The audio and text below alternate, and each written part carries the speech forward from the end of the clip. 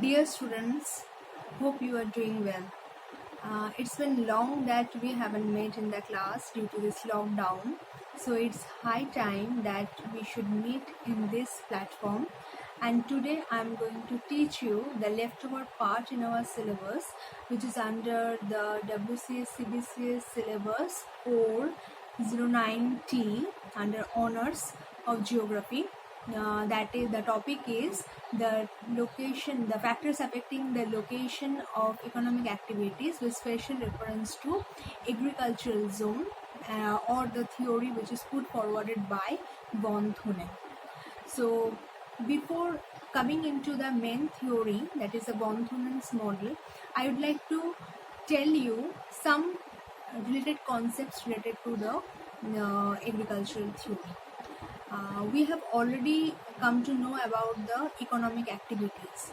It is nothing but the total 5 sectors throughout the world, that is the primary, secondary, tertiary, quaternary and quinary sector.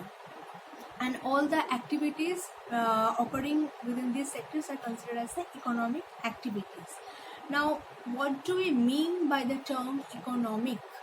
Economic actually pertains to all the activities taken places by the peoples around the world in the production, exchange and consumption of the items which have the values. That means those items are called the economic items for which people generally buy with their money or are involved in the barter system, or they work for production of that item.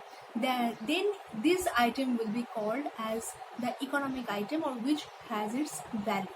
Therefore, to identify a particular economic activity in a particular location, we come across another important aspect which is known as the locational theory. This locational theory is actually endeavors to the concept that how consistently and how logical way or in how rationally people try to find out the exact location of a particular economic activity for which it may be profitable or giving the maximum returns possible. Now, this locational theory has also the advantage to explain the interrelation between various economic areas and their mutual relation also. So, depending on this locational theory and the inherent characteristics of these economic areas, the economic activities, various theories has been developed in different time period throughout the world. Some of these are like the von Thunen's theory, which is otherwise known as the agricultural model, or the crop theory or crop intensity theory by von Thunen. For industrial location, there is a theory called the Weberian least cost approach for industrial location. Similarly, there is a theory called the Losses profit maximization theory for industrial location. Fetter's theory on the to find out the exact location of the boundary of the trading areas around two particular trade centers. So these are the various theories which has developed to find out the locational advantage of doing a particular economic activity. Now directly I come to the von Thunen's agricultural location model. This model was developed in 1826 in his book called An Isolated State. This theory is also known as the crop intensity theory or crop theory. For this theory to be developed, he identified the rural side of Mecklenburg in Rostock in Germany. Through this model, von Thunen tried to establish a model for the agricultural land use pattern, and he always tried to mention that how and why the agricultural land use changes with the distance from the market. For this explanation, he depended on two factors. One is that he find out that the intensity of the production of a crop generally diminishes with the distance from the market. This is the first one. And the second one was that agricultural land use pattern also changes with the distance from the market. So with these two things in mind, he developed his theory. And for developing his theory or developing his model, he has identified there are some assumptions he identified, or which was otherwise known as the hypothesis or the premises or the assumptions of the von Thunen's theory. So what are those? These are, I will tell you one by one. First of all, he identified that there should be an isolated state. That means there should be one city, and surrounding it there will be the agricultural hinterland. This kind of state can only be found in the Middle Ages during the feudal system. Okay, so the next one was the city should be the only market for that agricultural hinterland, and that city should not accept or receive the products from any other hinterland apart from that agricultural hinterland. And the third one is these agricultural hinterland surrounding the city should not sell their products to any other city or market apart from this city. Next one is this city market area should be at the center, and surrounding it there will be the agricultural hinterland, and there should not be any counter magnet area in a close proximity. Next assumption was that the agricultural activity which should be taken place in the agricultural hinterland should be taken place more rationally. That means farmers should be rational in nature, having the mind of profit maximization. Even they can change the type of farming according to the demand of the market. Next one is these farmers, all of them should get the same price for the same crop at the same time in the market region. Okay, the next assumption was that this particular region should have a one or two type of transportation means, either land transportation. At that time of von Thunen's time, it was only the cart, horse cart, wagon, and if it is considered as the water transport, then only boats through the navigable canal should be considered. Next one is the transport should be indirectly proportionate to the distance. That means if the distance increases, the transportation cost will increase, and it will totally be borne by the farmer. And most importantly, this agricultural hinterland should have a homogeneous climate, homogeneous physical characteristics. That means in case of climate, in case of soil fertility, there should be the homogeneity. And at the time of von Thunen, he identified that it should be mid-latitudinal climate for plants and animals.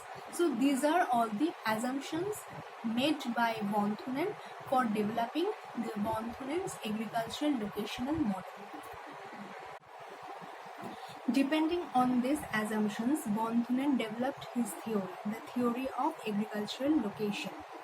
In his theory, the city occupies a center position, and surrounding it, the agricultural hinterland has been developed. He divided this agricultural hinterland into 6 zones. Let us consider this diagram. This is first diagram, and this is the second one. Let us consider first the first diagram. At the center there is the city. Surrounding it, all the zones have been developed. So the first zone is actually the market gardening and the milk production area, where the vegetables, milk, eggs, these are being produced, which are basically the perishable goods, and they can easily be transported faster to the city market. and the second zone is occupied by the uh, firewood and lumbering production, because these were the heavy materials and heavy bulky, and these are being produced in this region, and the city have the greatest amount of interest in getting those, or demand in getting those as fuel wood, because in 19th century this firewood and lumbering had greater demand in the city region too. Next is the third region. Actually, the third, fourth, and fifth region, all these regions are occupied by farming practices, but with slighter modification. In the third zone, it is found the farming practices without the fallow, where rye production is the majority. It is being found. The intensity actually of this production reduces away from the city market. So in the third zone, it is found the farming practices, and here the manuring is not so required from the city area. The fourth zone is occupied by farming with pasture and fallow land. Now, here also the rye, barley, oats, these are being produced during the Bondhunen time, but rye only occupies 1/7 of the total area. So and here in the zone 4, it is being found, which is actually this area, zone 4. The 7-year crop rotation system is also being found here. That means 1 year is totally devoted to rye production, 2nd year barley production, 3rd year oat production, next 4th, 5th and 6th year is completely devoted to the pastures, and the last year, that is the 7th year, is left for the fallow land or the fallow period. Then comes the 5th zone, that is this region, this zone. This is actually occupied by the 3-field system. What is 3-field system? That means 1/3 of the total area will be occupied by farming, 1/3 will be devoted to pasture, and 1/3 is left out for the fallow land. And last area, that means the outermost area, that is occupied by the livestock farming practices. So in Bondhunen's model, in an isolated state, this kind of ideal farming practices and agricultural location was being found. Therefore, Bondhunen's theory was developed by 3 important factors. First one was the market price of the product, second one was the transport cost, and the third one was the yield per hectare. So depending on these 3 factors, 2 more ideas came up, which was most related to this Bondhunen's agricultural locational model. One was locational rent, another was the economic rent aspect. So what is locational rent? Locational rent is actually the actual rent. That means it is locational rent is what a farmer can afford to bid for purchasing a particular parcel of land. It can be expressed by a particular expression, which can be goes like this. If you follow, LR, that means locational rent, is equal to Y bracket M minus C minus Y T D. LR represents the locational rent, Y represents the yield per unit of land, M represents the market price of that product per unit, C means the production cost per unit of product, T means the transport rate per unit of distance, and D means the distance per unit of land from the market. So the expression goes like this. So if we know all the values, we can easily find out the locational rent of that particular land, whichever distance it is away from the market. Therefore, depending on the locational rent, the various zone of agricultural land use in Bondhunen's model has been determined. Now let us consider this diagram. In this diagram, the x and y axis are representing two different variables. In x-axis, we are representing the distance from the city center, and the y-axis represents the locational rent. And according to the Von Thunen, it is as the distance from the city center, city market increases, the locational rent gets higher, which is represented by this curve. Now, how the zone, each zone is being determined, it is, you can see here that the curve, this is the curve of the particular land which is in the farthest most point away from the city market, and its locational rent goes up to this, which is compared to much lesser if the land is nearer to the city market. Its locational rent goes up to this. Now the intersection point of both this curve actually gives the boundary line of the first zone. Similarly, the second zone also continues to grow at the intersection point of both the curve. Similarly, all the 6 zones are being produced. So this is how the locational rent influences the zonation of various agricultural land use pattern. The second one is the economic rent. Economic rent is what? It is actually the return that is being enjoyed by the farmer in terms of profit, which is actually dependent on the size of the market and the level of productivity that land produces, which means it is actually the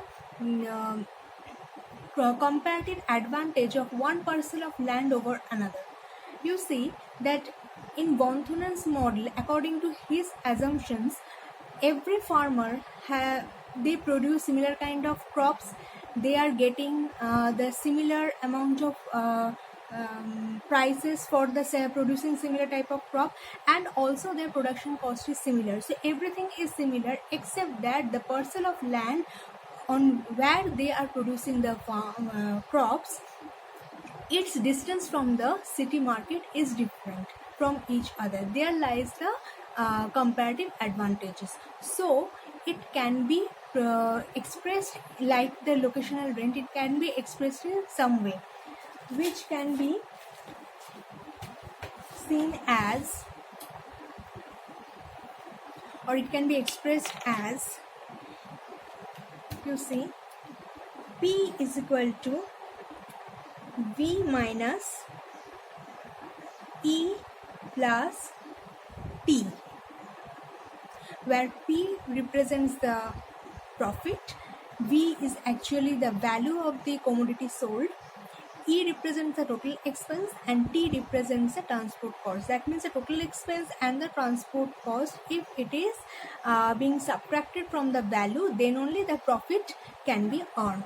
So this is the basic idea of the economic rent. So locational rent and economic rent, both of these are two important aspects of the Von Thunen's agricultural locational theory. Now I come to the concluding part, that is the criticism of Von Thunen's theory. Now, like every other theory, Von Thunen's theory was hugely being criticized. So I will tell you the criticism one by one. First of all, he considered at his time also, in his assumption of this theory, that there should be only one means of transport, that is the cart, maybe it a horse cart or bullock cart or whatever it is, in the land transport. But he did not consider if a river is found at the middle of the region. Just like this, consider this diagram. This is the first figure, which is the ideal model of Von Thunen, where every zone surrounding the city market becomes a circular zone. And here is the modified figure, where it is shown that at the center of the region the river flows, and beside the river all other zones, zone 1, 2, 3 and so on, becomes elongated. So the original zone was circular, but in the reality, in the complex system, it can be elongated in shape. So this is the first criticism. Second one was timber. After Von Thunen's time, did not consider as an fuel ingredients of much importance. So it does not need the close proximity to the city market. third one was due to technological improvement, people have come to know about the refrigeration process, bottling, canning of the perishable goods like milk, milk products, eggs, and vegetables, etc. So perishable goods can also be transported to a longer distance. And next one is, in his assumption, he identified the homogeneous physical characteristics of the terrain, or the idea of the farmers to become to run the farming system more profitably.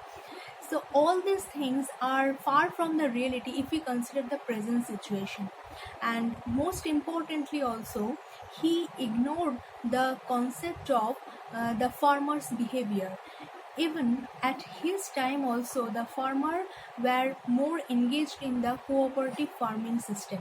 Now this cooperative farming system, or the cooperative production system, has its impact on the transportation cost and the production cost, because both the transportation and production cost get diminishes if the cooperative production the scale of cooperative production increases. Now if both the cost diminishes, naturally it will have its impact on the locational rent and the land use changes.